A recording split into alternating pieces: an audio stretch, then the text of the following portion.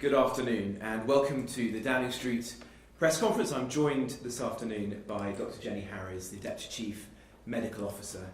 As Housing Secretary, I'm going to set out our comprehensive plan to safely restart, reopen and renew the housing market. But first, I want to update you on the latest data on the coronavirus response. 2,094,209 tests for coronavirus have now been carried out in the United Kingdom, including 87,063 tests carried out yesterday. 229,705 people have tested positive. That's an increase of 3,242 cases since yesterday. 11,327 people are in hospital with COVID-19, down 15% from 13,273 cases last week.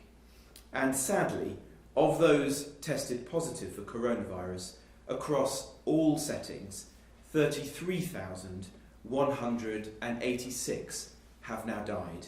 That's an increase of 494 fatalities since yesterday. These figures include deaths in all settings, not just in hospitals. Before turning to the housing market, I want to remind people of how we will address this phase of our fight against COVID-19. Firstly, and if we could turn to the first slide, thank you. In order to monitor our progress, we're establishing a new COVID alert level system with 5 levels, each relating to the level of threat posed by the virus. The alert level will be based primarily on the R value and the number of coronavirus cases. And in turn, that alert level will determine the level of social distancing measures in place.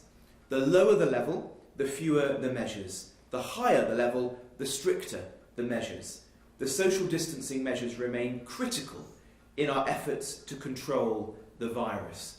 Throughout the period of lockdown, which started in March the 23rd, we've been at level 4, meaning a COVID-19 epidemic is in general circulation and transmission is high or rising exponentially. Thanks to the hard work and the sacrifices of the British people in the lockdown, we've helped to bring the R level down. Now that we are in a position to begin moving to level 3, we will do so in time, in careful steps.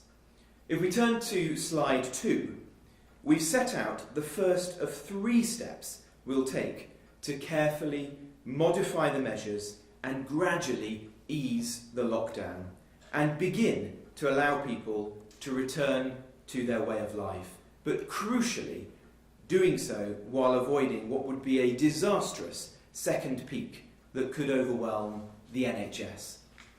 After each step, we will closely monitor the impact of that on the R and the number of infections, and all the available data will be used, and we'll only take the next step when we're satisfied that it's completely safe to do so. The first step from this week will be as follows. Those who cannot work from home should now speak to their employer about going back to work. You can now spend time outdoors and exercise as often as you like. You can meet one person outside your household in an outdoor public place, provided that you stay 2 meters apart. The second step, from the 1st of June at the earliest, as long as the data allows, we will aim to do the following. Primary schools to reopen for some pupils in smaller classes. Non-essential retail to start to reopen when and where it's safe to do so. Cultural and sporting events to take place behind closed doors without crowds. And then step 3, no earlier than the 4th of July, and again, only if the data says it's safe to do so, we aim to allow the following. More businesses and premises to open, including potentially those offering personal care, such as leisure facilities, public places, and places of worship. And on that last point, I've been speaking to faith leaders and will convene later this week a task force to establish when and how places of worship can open safely for some of the practices where social distancing can take place, such as private prayer, potentially private prayer being able to be carried out earlier than July the 4th. Many of these businesses and organisations will need to operate in new ways to ensure that they're safe, and we will work with those sectors and individuals on how to do this. If we turn to the third slide, having taken the first step in carefully adjusting some of the measures and our advice to people on what to do, we've also updated what we are asking people to do, which is to stay alert, to control the virus, and to save lives. For many people, the appropriate course still means staying at home as much as possible. But there are a range of other actions we're advising people to take when they do go out to work or for other activities. Limiting contact with other people, keeping distance when you do go out, 2 metres apart wherever possible, washing your hands regularly, wearing a face covering when you're in an enclosed space where it's difficult to be socially distant, for example in some shops or on public transport. And if you or anyone in your household has symptoms, you all need to self-isolate. This slide sets out some of the activities you can now do, and as I'll come on to later, you'll see that you can now move house. On the fourth slide, if everyone stays alert and follows these rules, we can control coronavirus by keeping the R down and reducing the number of infections. This is how we will continue to save lives and livelihoods, and we can begin as a nation to recover from coronavirus. And as we begin to recover, it's essential that we cautiously open up parts of our economy where it's safe to do so. Now, earlier today in Parliament, I made a statement setting out our clear, coherent and comprehensive plan to restart, reopen and renew the housing market and our construction industry. I'm sure this will be of interest to many people at home who are hoping to move house, and I'd like to set out what this means in more detail. From today, anyone in England can move house if they follow the new guidance that we've published on gov.uk. When the lockdown was announced in March, we changed the rules so that people could only move home if they thought it was reasonably necessary. That meant that more than 450,000 buyers had to put their plans on hold. And each month, 300,000 tenancies come up for renewal as well. A significant proportion of these will result in people needing to or wanting to move home. The pressure to move, for some, was becoming acute, with serious legal and financial and health implications. During an already difficult time, these people have been stuck in limbo. Now they can carry on with their house moves and add some certainty to their lives. So from today, estate agents' offices can reopen, viewings, whether virtual or in-person, are permitted, show homes can open, and removal companies and the other essential parts of the sales and the lettings process are restarted with immediate effect. For most people, moving home is not a luxury. People decide to move home because their personal circumstances change. The changes that I've announced today are happening safely in order to control the virus and to protect the public. We've published very detailed guidance, informed by public health advice, to explain how this can be achieved, with all parties observing hygiene measures and social distancing guidelines. People have asked, why would they be able to look around a stranger's home but not visit their parents or loved ones at home? Now, I understand why this may seem confusing at first glance, especially when people have been separated from their loved ones for so long. But our guidelines make clear that in the first instance, viewings should happen virtually. When viewings do happen in person, we've set out a clear plan to ensure the safety of everybody involved in the property itself.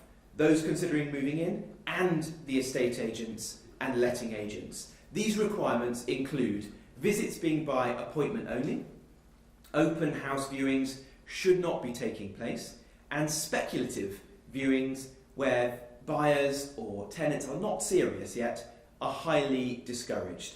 All parties should follow strict social distancing guidelines.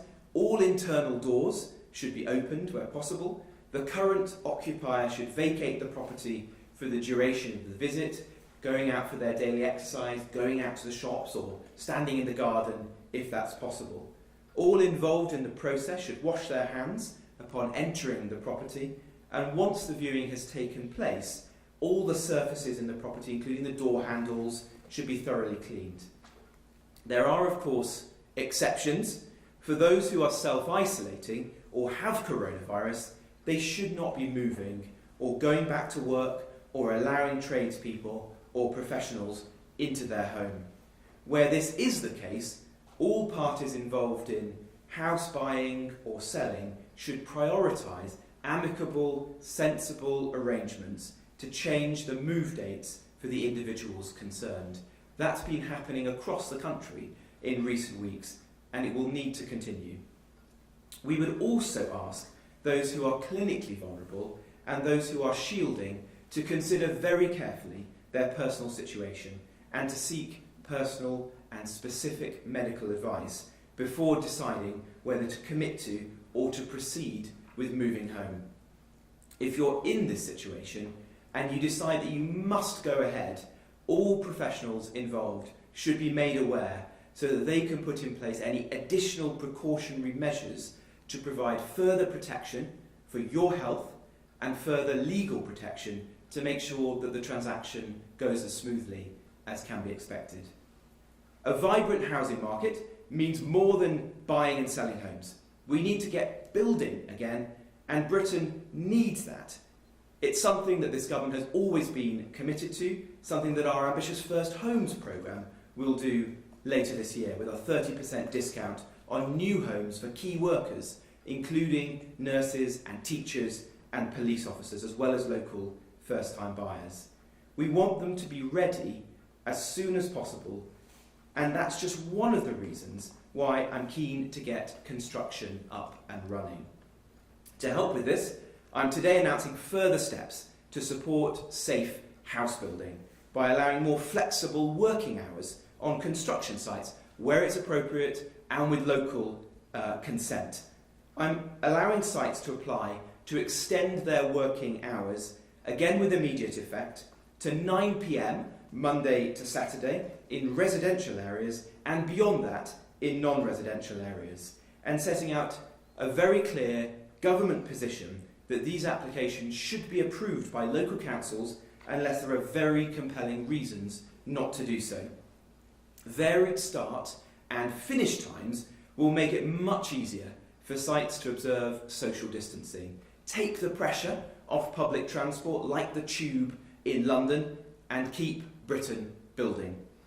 There are countless examples of the industry behaving responsibly and proactively during this pandemic. I'd like to thank today Taylor Wimpey, who have now got construction safely underway on the majority of their sites and have started removing staff from the furlough scheme and getting back to work on full pay. They are offering a discount of 5% for NHS staff and care workers on new homes, a great way to recognise the contribution that our frontline heroes are making across the country. So thank you to them. It's also time that the planning system makes more use of digital technology to operate remotely and efficiently during this pandemic. I'm determined that the Planning Inspectorate is at the forefront of this work, and I welcome the Inspectorate now undertaking its first ever virtual hearings. I'm asking them to make all hearings virtual within weeks, so the planning system can resume and be made more permanently accessible and user-friendly. This is the most comprehensive restarting of an industry in the first phase of our roadmap. With few, if any, transactions, there is no visibility and no precedent with which to accurately judge the state of the housing market. But history tells us that in every economic recovery in modern British economic life, the housing market has been key to recovery and revival. As Housing Secretary, I will do everything I can to support the millions of people employed in the construction and the housing industries, to help their sector bounce back whilst always prioritising their safety and well-being. Almost 100 separate organisations have already signed up to the Charter for Safe Working Practice, pledging that they will share the responsibility to ensure that their sites operate safely and in accordance with government advice. I'd like to thank all of those who've signed and encourage the whole industry to join them. Today we reopen, we restart and we renew the housing market and the construction industry to protect lives, to save jobs and to begin rebuilding our economy. Thank you. I'll now hand over to Dr. Harries. Jenny. Thank you. So I'm going to run through some of the slides which show how we've been doing as a nation in managing social distancing. This slide represents the changes in our transport use. It's compared to traffic and buses from earlier in the year usage and rail from last year. And you can see that all of the different types of transport, the reduction in use has been more than 50%, except of course in our heavy goods vehicles, which are transporting essential items for us. And it's important for us to watch that. It's been a real strong indicator of how successful the social distancing policy has been, and that has obviously translated through to a reduction in the number of infections that we've seen and the pressures on our hospitals, and we'll be monitoring that continuously as we go forward. Next slide, please.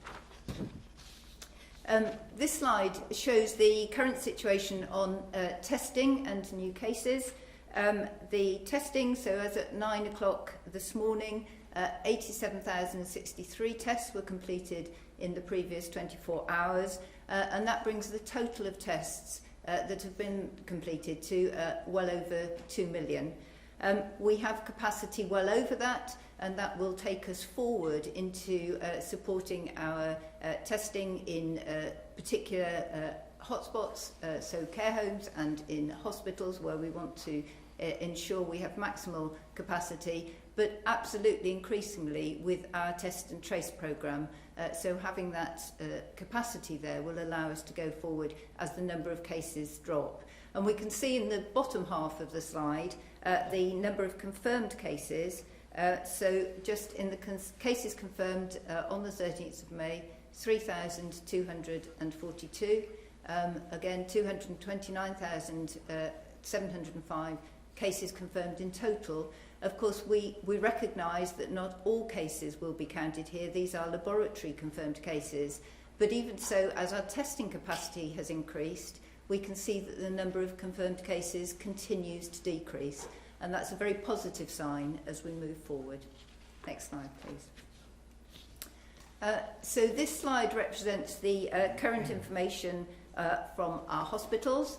It's collected slightly differently across the UK nation. So in the top half of the slide, you can see that the number of admissions on the 11th of May was 711. And if we look at the week before that, that's down from just under 1,000. So again, a continuous downward trend in hospital admissions.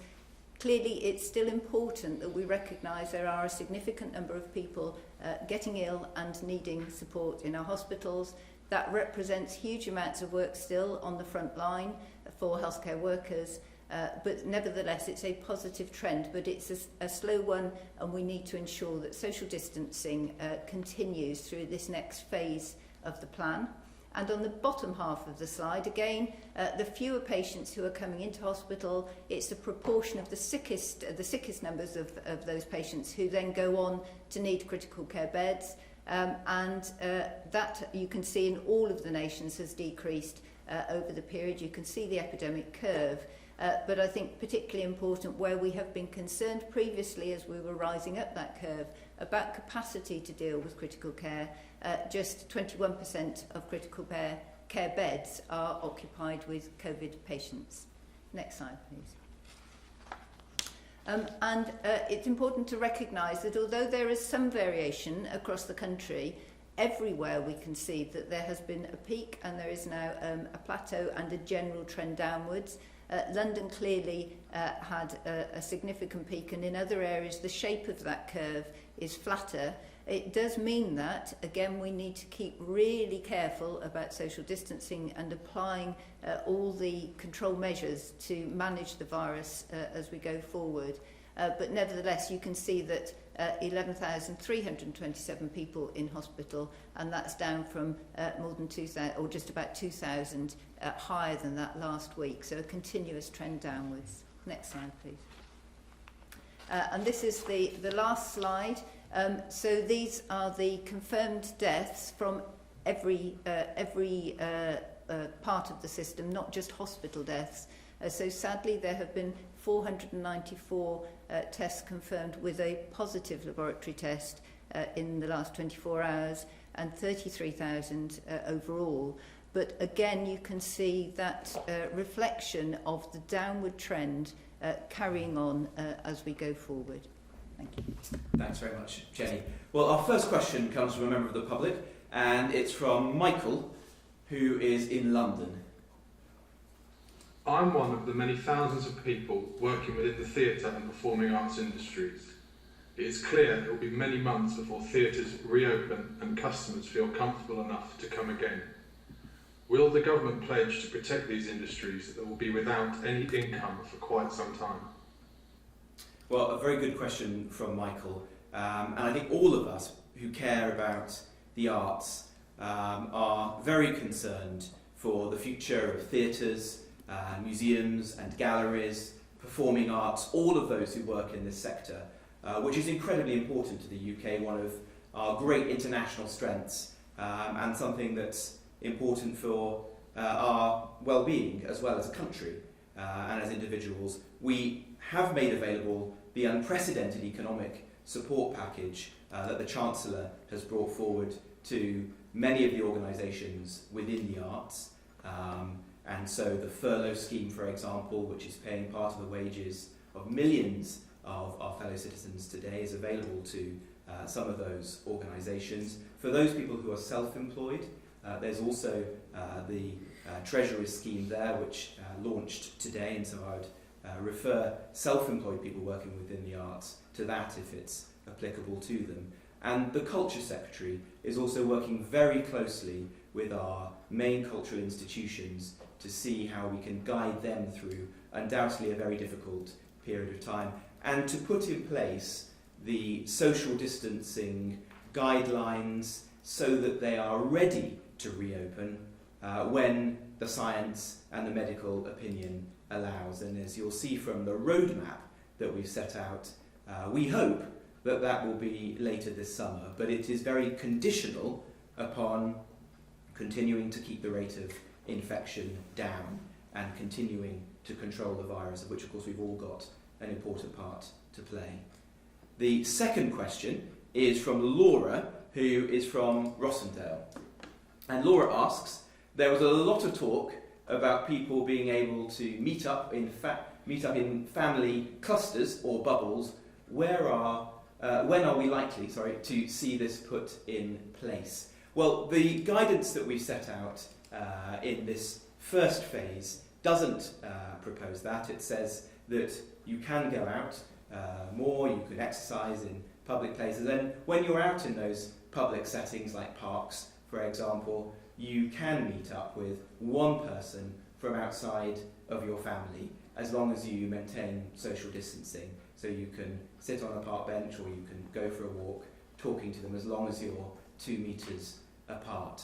I know, Jenny, is there anything you'd like to say about what the longer term trajectory might be for meeting up with family members? I mean, just to say, it's a very important public health issue as well, not simply from the control of infection perspective, but because we do recognise that people who, particularly those who've been on their own or who are isolated from others, would very much welcome this. It will be a very strong positive mental health boost, I think, quite apart from anything else. But it does get quite complicated, and I don't want to run the risk of going back to some of my other social advice, but it gets, to make it a very fair intervention and consistent with public health advice, it can get quite technical. So, for example, if you have families with large numbers already in their families who want to meet up, you end up effectively with quite a large gathering, even if it's just 2 families meeting. And I think it's really important that we think through the implications of that, particularly across families in different circumstances. If your family is a long way away, for example, you may be less able to do that.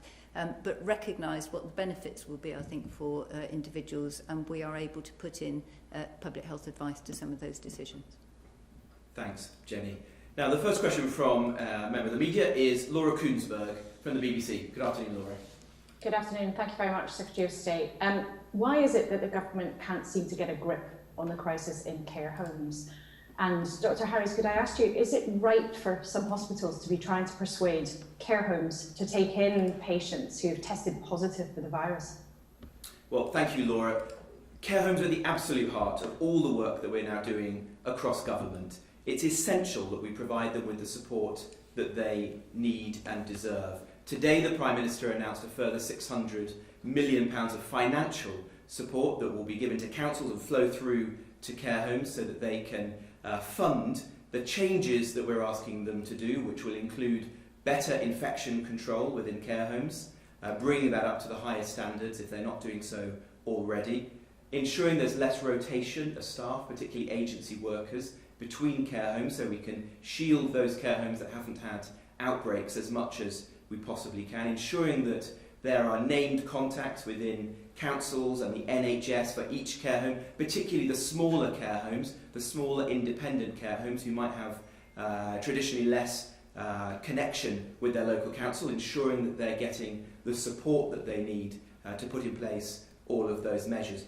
Obviously continuing to ensure that they get the personal protective equipment that they need and the testing both for residents and for care workers, whether they're symptomatic or asymptomatic. And we're using all of the levers that we have in the testing infrastructure to make that as accessible as possible, whether it's giving them privileged access to testing through their employers, and also ensuring that the mobile testing units that we have, in many cases operated by the Ministry of Defence, are going to places that are convenient for care homes, in some cases to their own car parks, so that the staff are getting the tests that they need. Jenny. Thank you. So you ask a very important question about effectively good infection prevention control when patients are moving, and obviously many of the elderly care home residents will be some of our most vulnerable patients. Really important to remember that if a patient has gone into hospital, been tested positive at an early phase and have had the disease and recovered, they will still be marked as a positive test, but very unlikely to be infectious after a long period of convalescence in hospital. So I think we're not talking about that. But what's really important in this, the test is an important element, but it is about the systems of good infection control, both in the hospital and in the receiving care home, and that is the fundamental basis, whether it be COVID or anything else, of managing patients carefully. The same sorts of issues arise to a degree with in flu and with norovirus, which we'll be aware of. But I think here, although every potential care resident, new moving care resident, is tested now in hospitals, there is an important element here. One is, even prior to that testing, there was a policy whereby an individual who was moving into a care home would be retained, if you like, in safe isolation within the care home because it was recognised that this was a risk group. So they are all having a test now, but they would have been treated in much the same way for quite a few weeks before this. But I think it does come down to a degree of local discretion. I know NHS England colleagues have sent out very clear instructions to hospitals to support the testing, to make sure that's done in a convenient time period before the patient is due for discharge, and to have local conversations about this where on occasion, and I think it is not the rule, there are difficulties. Clearly, at the centre of all of these discussions is often a very elderly and quite vulnerable individual, and it's really important that they are managed in the way which is best for their health and everybody else's infection risk, but also their personal life as well. Thanks, Jane. Laura, do you have a follow-up question? Yes, I mean, you've listed some of the actions that the government's announcing today, but we are now 2 months since the first case was recorded in a care home, and there aren't enough tests. There isn't still enough kit. We hear from care homes around the country. Care home managers are desperately worried about what's going on. You know, why does it seem day after day that the government is not getting a grip on this? Well, I don't underestimate the challenge being faced by residents and staff of care homes. The package of support that we're giving today builds on the work that we've been doing for many weeks now.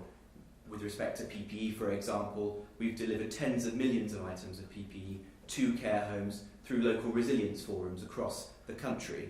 Testing has been going on for some time. I'm sure there is more that we can do, but we've now brought capacity for testing nationally up to 110,000, and we need to ensure that it's focused on the people who need it the most, including the care home workers. There is more that we can do, and our whole focus now needs to be on ensuring that care homes are guided through the weeks and months ahead, and we protect as many people as we possibly can within them. Thanks, Laura. The next question is from Paul Brand from ITV. Good afternoon, Paul. Good afternoon, thank you. Any extra money for care homes is, of course, welcome money, but the funding you've announced today, as you outlined, is specifically for infection control. Care homes are telling us that sadly one of the greatest costs they face from COVID-19 is that many of their beds are now empty. How does this money prevent care homes from closing? Well, the £600 million that we're announcing today will help care homes to implement some of the further measures that we're announcing in the support package that's being published, and that will be focused on infection control, as you say, and also around helping them to reduce the amount of rotation of staff between care homes. But it builds upon £3.2 billion of funding that we've given in the last 2 months to local councils, the vast majority of which, 90% of which, has gone to those councils with responsibility for adult social care. So there's almost £4 billion of additional funding that's been given to councils to help them meet the very significant additional costs that they're facing to do the things that we've asked of them to meet the challenge of coronavirus. We're obviously working very closely with those councils and with the care sector, and if there's further funding that's required, then obviously we'll consider that in the weeks and months ahead. We need to ensure they have the support, which is partly financial, but it goes beyond that as well. And the package includes ensuring that care homes, including those smaller independent homes, also have expert advice from councils, from public health professionals and from the NHS to ensure they've got the best infection control, access to testing, the right protective equipment, and are making use of the new discharge policies so that residents are only arriving or returning at the home once we know that they're free of COVID-19. I don't know, Jenny, is there anything you'd like to add on the package that we're bringing forward for? Yes, for I mean, care just homes? from a clinical perspective, NHS England already had a plan of enhanced support for care homes in progress, but in fact that has been brought forward, and there's a lot of joint working to ensure that each care home, that there is a clinical lead in each area who can then oversee and provide specialist advice. And I know, I don't have the figures here, but there's been a lot of training. The trainers, for example, around infection control, which is an important element, and directors of public health who are very critical in local authorities. They will work between the adult social care directors and between local public health teams, will be increasingly taking a leading role in oversight of that. Many of them are already, but I think it's just pulling all these things together gives that added assurance that there is consistency across the patch. But I think, going back to the earlier point, these are all elements that were generally in place. So every care home has an infection control policy. It's an added focus to it, though, and I think we do recognise in some smaller care homes, for example, it can be quite difficult to maintain specialist skills. So having this extra clinical support and advice going in or available to people is a really important step. Thanks. So you can tell me that, Paul, or do you have a follow-up question? Just a quick one. I mean, as you know, Community Secretary, some of the funding isn't getting through to care homes. It's not being passed on by councils. Councils say they haven't got enough money, and the money you've announced today is specifically for infection control. Wouldn't it be better to allow the care homes to spend the money on whatever they need to spend the money on? Because some of them are closing. We reported last night on one which has now moved residents out of the care home. Well, we want to ensure that care homes are financially sustainable through this crisis, and that's why we've given the £3.2 billion so far, and now this additional £600 million.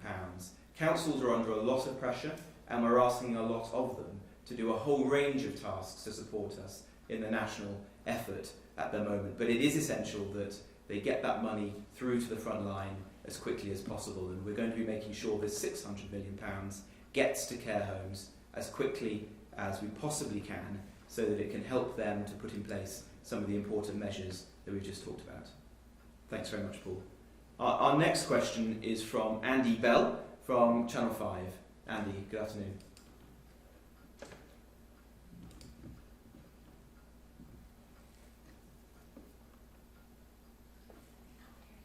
I don't think we can hear you, Andy, I'm afraid. You might have muted yourself. Try again. Thanks, Andy. Can you hear me now? Great. We can. Mr. Jenrick, the government has said that parents will not be penalised if they choose not to send their children back to school because they're worried. Will the same apply to staff if they are concerned about what is happening in schools next month, or will they simply be expected to go back to work? And Dr. Harries, do you agree with the Prime Minister today that it's premature to have international comparisons on death rates? And if so, what has changed since you were happy to stand at that podium and make those comparisons in recent weeks? Well, thank you, Andy. Well, the Education Secretary is working very closely with the trades unions, with teaching professionals, to ensure that they are comfortable and have sufficient guidance to return to the workplace. Many teachers have been working, of course, in those schools that have remained open, ensuring that the children of key workers and vulnerable children are given schooling during the lockdown measures, and we're very grateful to those teachers for doing that.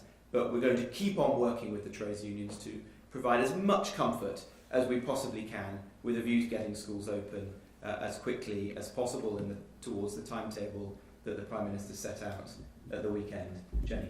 Thank you.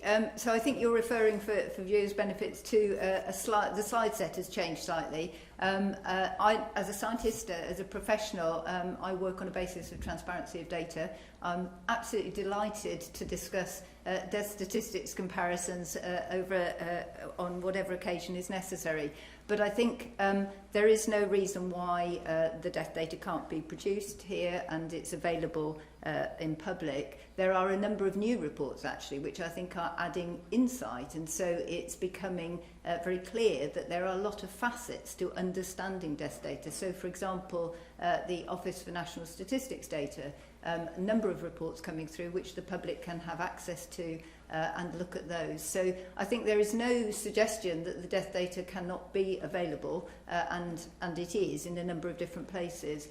The main point, I think, of your question was around comparisons, and you will know that I have stood here very often, but I think a whole range of other professionals, Chief Scientific Advisor, Chief Medical Officer, Sir Ian Diamond as well, and highlighted some of the risks of doing this. So I think all of us professionally are very clear that because death data is collected in very different ways in different countries, particularly at the moment, because the rate of testing is very different, and because we're still understanding the risks to different stratas of the population, so by age or by other risk variables, the only really good comparison in the longer term overall will be to look back at all-cause mortality, so that's a death from any cause at all, whether it be confirmed or not, and look at that when it's adjusted for age of a population. That accounts for whether a particular country has a very high proportion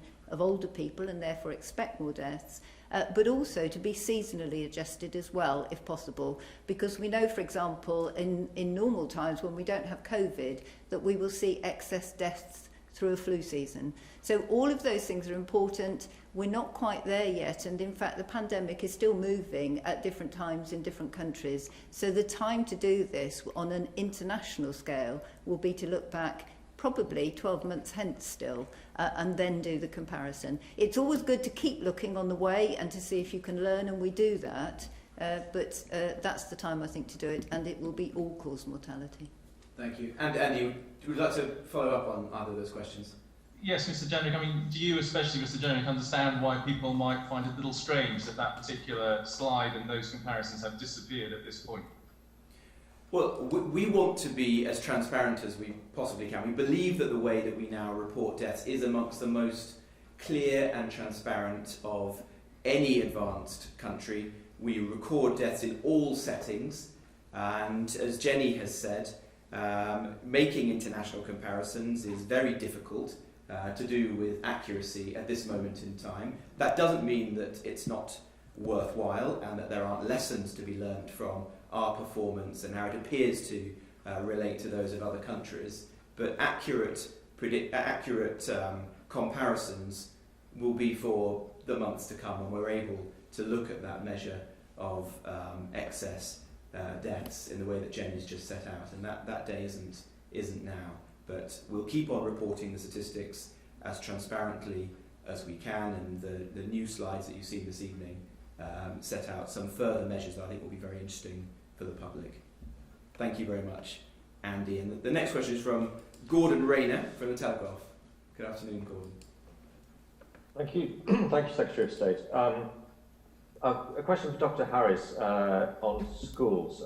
The French government has said that children are safer at school than they are at home. And I just wondered if Dr. Harries might be able to tell us, statistically speaking, which is more dangerous for children, being in school at the moment or the journey to school, whether it's on foot or by public transport or by car. And just a question for you, Secretary of State. We reported in the Daily Telegraph this morning that the Treasury is working on the assumption that coronavirus will increase the deficit to £337 billion this year. At this stage, has the government ruled out any of the possible ways of funding this, such as tax increases, scrapping the triple lock-on pensions, or a public sector pay increase? Well, let me answer, Gordon, that last question before turning to Jenny. Those are matters for the Chancellor, and he will no doubt return to some of those questions in future fiscal events if he wishes. But he was very clear yesterday that coronavirus is having a profound impact upon the economy here in the UK as it is in economies all over the world. You're seeing people losing their jobs, you're seeing stress and harm to businesses, large and small. The unprecedented measures that we've brought forward, from the furlough scheme to the bounce back loans, the CBIL loans and so on, are all designed to protect as many people and businesses as we possibly can. We know we won't be able to protect everyone and everyone's business, but we'll do as much as we can, and we'll stand behind as many people and businesses as it's possible to do. It is important that where it's safe to do so, we do begin to cautiously reopen and restart aspects of the economy. And today I've announced a very significant step in that direction with the reopening of the housing market. And that, I hope, is an example of how we can safely get more people back to work and ensure the economy starts to get going again. Jen. Thank you.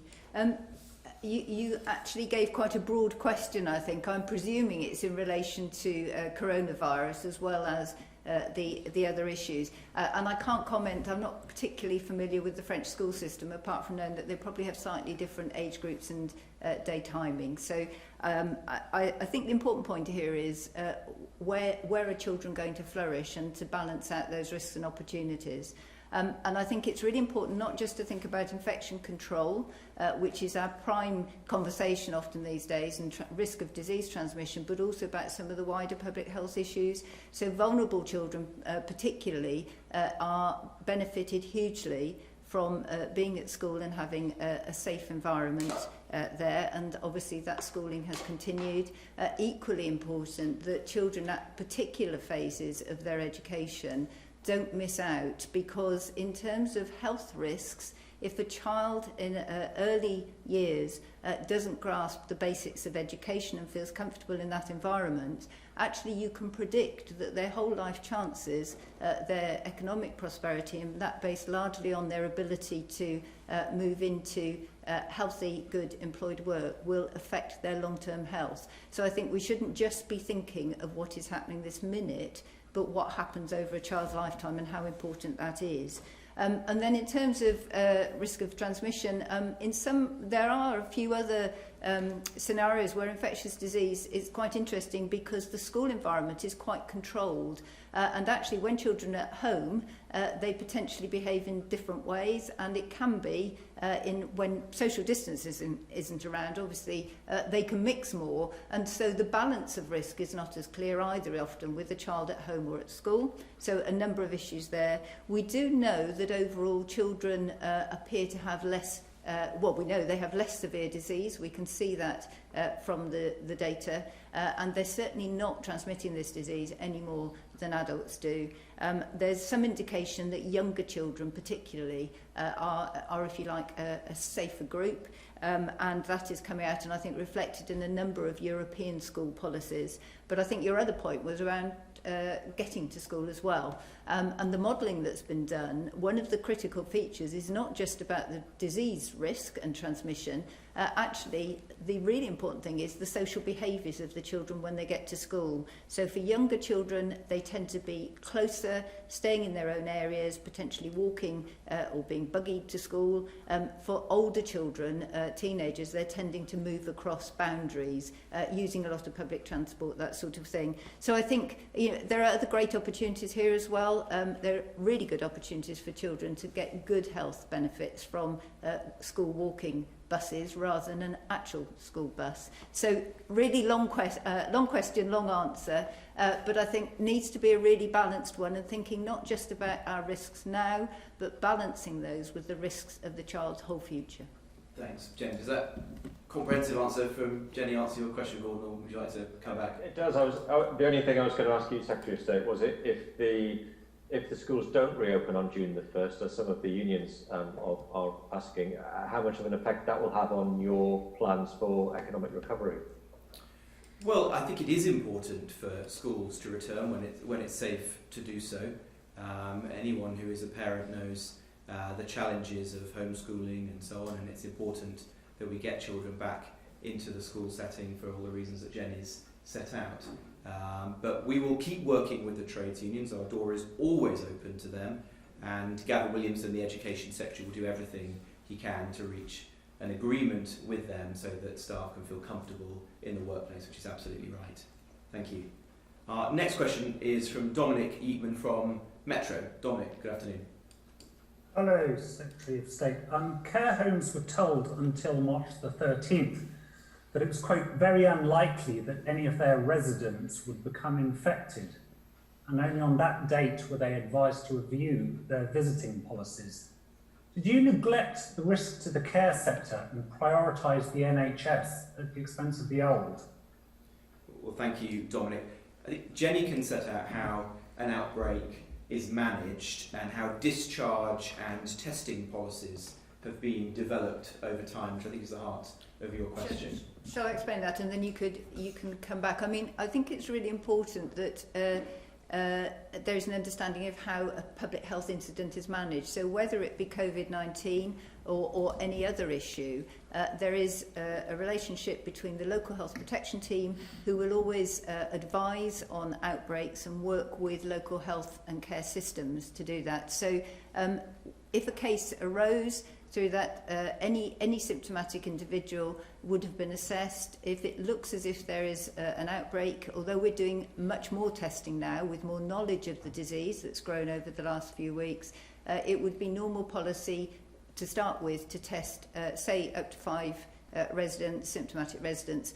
Once you can identify what the disease is, we're talking COVID here, but it might be flu another year, then it's easier to understand what the proportion of illness is in that care home. So it's not just, it goes back to a point I made earlier in this briefing, it's not just about the testing or the discharge policy, it's about the systems of care that are in place. This is the fundamental building blocks of managing infectious disease in a care home.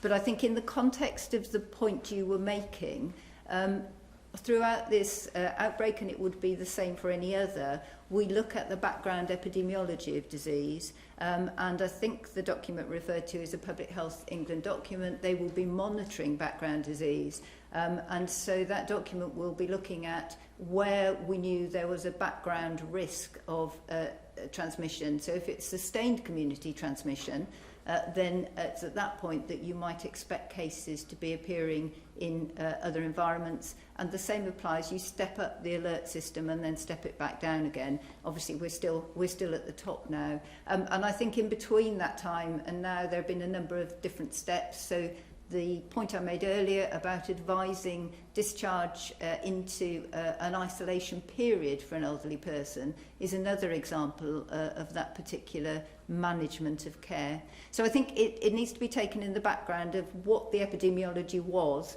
at the time of the incident or the advice, and that will apply to any documents which Public Health England has produced. And I think at that time we did not recognise there was any sustained community transmission. We clearly had cases around. Okay, thank you. Dominic? Just on that, Keir Starmer pointed out today that the death rate in care homes has been running at 3 times its average, and in April reached 26,000 people. But coronavirus was only blamed for 8,000 of those deaths. What is killing the rest? Jenny, do you want to So answer that? it probably goes back to the question before about how you count deaths. I think what we're saying is 8,000 were confirmed linked with COVID, and actually what that means is they were associated with COVID. It's slightly different. Those individuals had a diagnosis, they had a laboratory confirmation. They could have died from something else but had COVID, or they could have died from COVID. And then the gap that you recognise, actually the same applies, but we don't have a test for those individuals. Some of them may well have had COVID, some of them may well have died from other issues, and that's why it's so important that we look at this whole excess mortality. It's very likely that some of those individuals had COVID, and that may apply to other parts of the population as well. The important thing is whether they had appropriate care and treatment. And I think the other point is, which you're perhaps referring to, is we are really mindful as we go forward from a health perspective, as a health professional, to understand and ensure that people, wherever they are, whether it be care homes or the general public, continue to use emergency health services in the way that they should do.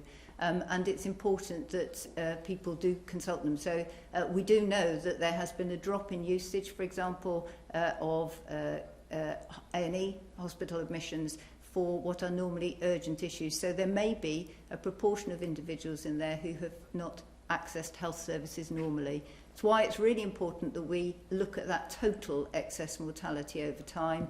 We encourage care homes and the general population to use our health services normally where it's an emergency, and that we continue to count those cases where we can. Thanks very much. And our last question is from Derek Healy, and Derek is from the Dundee Courier. Good afternoon, Derek. Hi there, thank you, Secretary of State. I'm sure you'll be aware of the concerns over what would happen in regards to the job retention scheme if Scotland, or indeed any other part of the UK, is to remain in lockdown longer than England. It's been suggested the Scottish Government may not have sufficient borrowing powers to bankroll an extension itself. So could you confirm, please, would you expect the Treasury to continue funding the furlough programme if people in Scotland need to stay off work for longer, or is any other solution being looked at? And a question to the Deputy Chief Medical Officer as well, if I may. We've seen footage today of people returning to golf courses, garden centres and going back to work, and of course we've seen the measures just introduced in terms of moving home. Presumably modelling has been done on what that easing of restrictions would do in terms of the R number. Are you able to say specifically, possibly in terms of a number, what kind of an impact you would expect on the transmission rate from those changes introduced today? Thanks, Jerry. Well, with respect to the job retention scheme, which has been hugely successful in keeping people in work, retaining the essential link between employees and employers, the Chancellor has announced that we're going to be extending that for 4 months until October, and it will remain in its current form until the end of July. So that gives a lot of advance notice and guidance to employers and employees who depend on it in all parts of the United Kingdom. It's a national scheme, and it's right that it remains so, but the Chancellor and his officials in the Treasury will keep on engaging with the devolved administrations and with trades unions and businesses in all parts of the Union, including in Scotland and no doubt in Dundee, so that as changes are made in time to the scheme, they reflect the needs of the economy and of working people throughout the UK. Jenny. Thank you. So I think the quickest answer to your question is to say that interventions which are being eased, or leisure activity, for example, that's being eased, is designed to do so that it keeps the R under 1. I think that goes without saying. It's extremely difficult to model all of these different interventions at one time. And so, for example, we know that outdoor activity is a much lower risk than being in enclosed spaces, and that's why you'll see the predominant freedoms are around that, while still reinforcing the fact that people need to practice good respiratory hygiene, wash their hands, and keep 2 metres apart. So what the modellers do, will build a model around social interactions, which as far as possible can predict some of these movements. Now, we can't say in advance how many people might want to move house or how many people are going to turn up on a golf course, but you can make some sensible estimates of that. But it's a 2-part process. So you do an estimate, and then you will check what's happening to the R number. And so I think many people who've stood here before from the scientific side have said we need to watch both of those and tap back down some of these interventions and tighten them up if we see the R number going up. If people continue to practice that good social distancing, then it should be possible to keep them all under R. And I think, I know we've had a lot of conversation on care homes, hospitals these days, but actually the community, the population are doing really well at keeping those distancing measures in place. And if we continue to do that, then these are they're the phase 1, they're very low risk interventions. Great. Thanks, Jenny. Do you have a follow-up, Derek, in closing? Yes, please. Just to come back again, Mr. Jenrick, businesses will fear there's going to be a cliff edge a few months down the line. Are you able to offer them any specific assurances that something will be in place to look after them? Well, there isn't a cliff edge. The Chancellor has extended the scheme now for 4 months, precisely to give people as much notice as possible and ensure that that doesn't happen. Because the scheme is so important, because it is helping so many people to stay in work and to stay in contact with their employer. So if the economy bounces back, we can ensure that they return to their workplaces.